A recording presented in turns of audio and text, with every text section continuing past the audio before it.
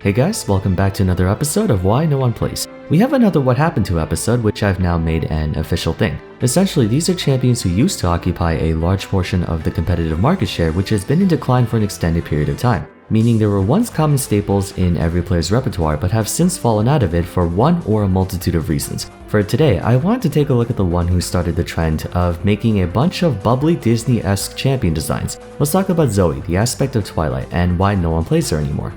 Just to clear this up, League has always had a subsection of cute little stuffed animals in the form of Yordles like Teemo, Lulu, Nar, and such. But for the better part of the first decade, the game's lineup of characters gave off a very mature impression, you know what I mean? You got all the edgy types to the monster champions, etc. Not exactly the type of environment suited for a little kid, hence why the game was rated T.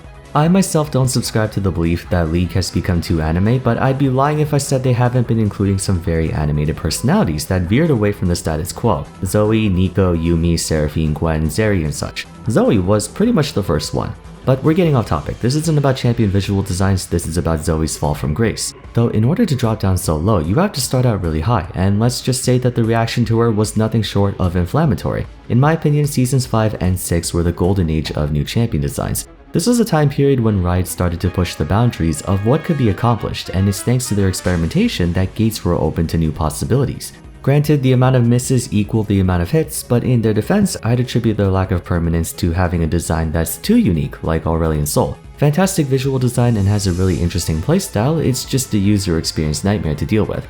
Ultimately, players were receptive to these champions at the start. Every time we saw a new one, it made us excited and curious, as opposed to now where whenever Riot announces a new release, everyone groans wondering what kind of 200 years they'll have. Around the launch of Zoe is when I'd say that shift began.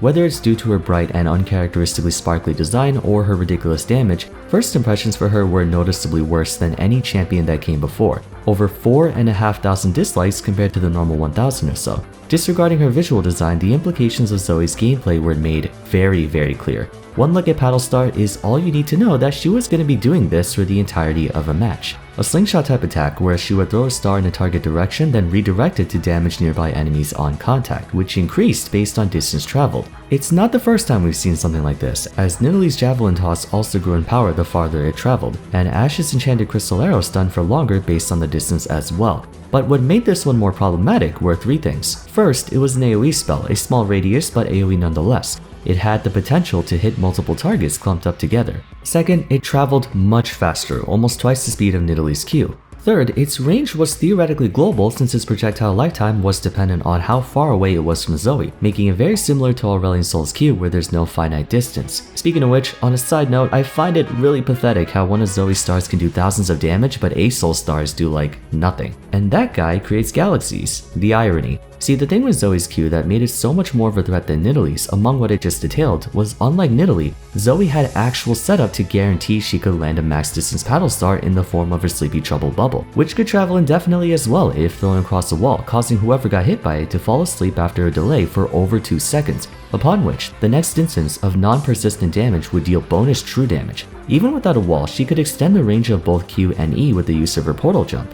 For most of her early years, she was the bane of any squishy champion's existence. She could continuously launch bubbles and paddle stars from a far distance. A single misstep could kill you in literally one shot. Now, Artillery Mage's pressure would be completely neutralized if you managed to get up close in most situations. But Zoe didn't have this weakness either. Burning summoner spells to gap close on her only allowed her to use those very same summoner spells to widen that gap once more. She was so incredibly overtuned in every possible way. There were clips of pro players dodging all of her paddle stars and bubbles yet still died to her passive and spell thief damage.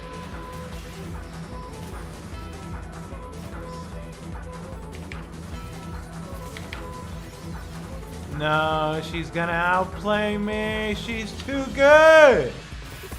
I don't get it, man. Why is she so much better than me?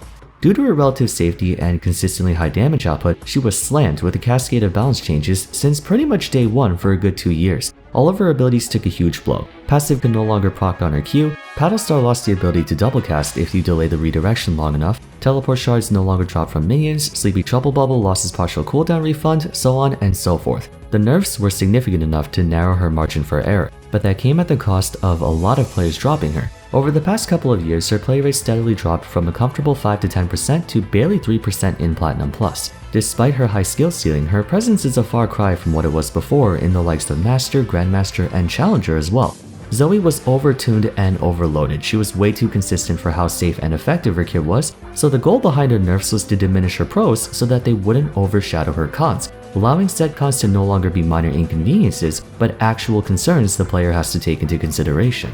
As mentioned before, her kit had so much base damage that she didn't even need to slingshot Battlestar from a full distance to kill you. Now, however, she's one of the most all-or-nothing champions in the game, literally. 90% of Zoe's pressure hinges on landing max distance Qs over and over again. While the payoff is fantastic if you have good aim, missing even one is enough to separate a win from a loss. I'm not even hyperbolizing this either. Quite literally 90% of Zoe's meaningful damage comes from Battlestar. Yes, it's fast and can travel a far distance, but it's a small skill shot at the end of the day. It can very easily miss. Artillery casters are a threat not only due to their long effective range, but their consistent output. They usually have several abilities that each do a lot of damage. Missing one doesn't reduce their pressure enough to make a difference. For the sake of clarity, let's make a comparison between Zoe and Xerath. Zoe has 2 long-range basic abilities, Battlestar and Sleepy Bubble. Xerath has 3, Arcana Pulse, Eye of Destruction, and Shocking Orb. Battlestar's maximum damage caps out at 550 plus 150% ability power, while Sleepy Trouble Bubble's damage does 440 plus 80% for a combined total of a little under 1000 base damage plus 230% AP.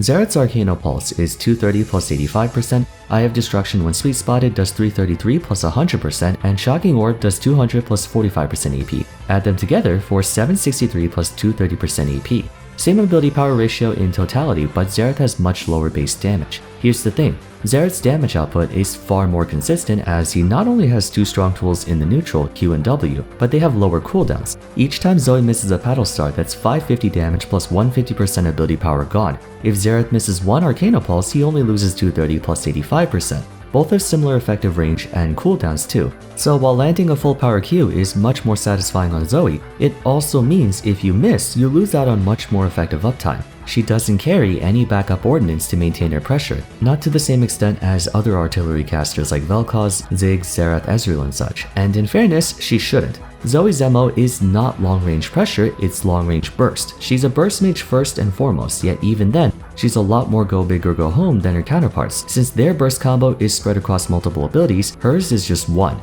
This weakness wasn't very apparent before in light of how much damage was on her passive and Spell Thief, like I said. She could miss all of her Qs and still kill you, but she can't anymore, so if you're bad at skill shots, she's the worst champion in the game. That sounds like a skill issue, doesn't it? It is to an extent. If you can land 90% of your Qs, then Zoe's the best artillery mage in the game, no questions asked. Hence why both her pick rate and win rate are much higher in Master Plus, because players are better at aiming. However, that only solves problem 1, not 2 and 3. What makes artillery mages, or rather mages in general, such a threat in team fights is their coverage. They're usually able to inflict damage on multiple targets, not just one, burst mages included. Their full combos typically have lots of AoE present even if their primary focus is to gun down one person. Zoe's kit has no semblance of penetrative skill shots, absolutely none. She's countered the hardest by team compositions with strong frontline and or high mobility since her gameplay consists of precise linear attacks. While she is by all accounts the best sniper in the game, a big meat shield can render her pressure null and void as unless you're really clever with your angles or positions, you're forced to play front to back most of the time. Battlestar does have a small effect radius, but in most cases it only exists to let her wave clear comfortably. Enemy champions have to essentially be dogpiled on each other for her Q to hit more than one. So basically she suffers from Ezreal syndrome, where they get easily screwed over by super tanks who can eat up their skill shots. Even if you manage to tag the enemy backline with the Sleepy Bubble, if their team has a tank, or Juggernaut, or Braum, or Pantheon, that person can step in between you and their backline to block the follow-up damage. Make no mistake, Battlestar hurts no matter who's getting hit by it, but again, it's the only meaningful source of damage in her kit. A Darius or Aatrox, honestly even a Lee Sin can face tank at least 2 or 3 of them assuming they have the same amount of gold as you. Artillery mages, generally speaking, are hard to deal with because they can apply pressure to multiple members of the enemy team at once. Against Vars' Piercing Arrow, unless you have a Braum or Yasuo or Samira, anyone that stands in the line of fire will take damage. Same goes for Xerath, Ziggs, Vel'Koz, Lux, burst mages too. Vex tags onto one target with Shadow Surge, but she can damage everyone in range. Syndra's Unleashed Power may lock onto only one person, but the rest of her abilities hit multiple people. Annie's Flash Tibbers will smoke anyone in sight. That's what mages are known for. They don't just blow up one person, they can blow everyone up. Achieving this on Zoe is less feasible. Her precise linear nature has also made her one of the champions most affected by the increase in mobility. She came out at a time when those that came before her were pretty easy to catch up. Ornn, Xayah, Ivern, Talia, Ace, Sol, Jhin, Illaoi, Tahm Kench, Bard, so on and so forth. But if you look at the ones who came after her, Kai'Sa, Pyke, Sylas, Qiyana, Lilia, Zoe, Samira, etc., much more mobility running around, and trying to land a skill shot that's as thin as Nidalee's javelin is not easy to do. Same goes for landing her bubble. She did receive some help with the inclusion of Everfrost, but the difference in mobility is still apparent. That was originally the purpose of her passive NW, to allow her just enough damage to remain a threat even if she had to fight up close. But then they realized, wait, maybe it's not fair to give a champion with this much effective range a lot of point and click damage. This leads us to her biggest balance dilemma. Zoe is way too polarizing of a champion. She's got way too much damage at long range to allow for easy access at short range without making her overpowered. But if we try to divest out of her one-shot combo to make her more consistent, she loses the one reason people would want to use her in the first place. Chances are many of you have seen my Badly Designed Abilities 3 video before you saw this one. I actually think Spell Thief is where much of this problem stems from. Zoe has much more mobility than the average artillery mage, the weakness that would normally keep her in check. How much of that matters I'm not exactly sure, to be honest. I don't play Zoe. That said, I feel like Spell Thief is what's holding a lot of her power budget hostage. She can't have the same area coverage as Xerath because she's too slippery for it to be fair. The issue is her slipperiness is not consistent enough to make up for that, since all of her mobility comes from Spell Thief, an ability that depends on picking up random things that drop on the ground.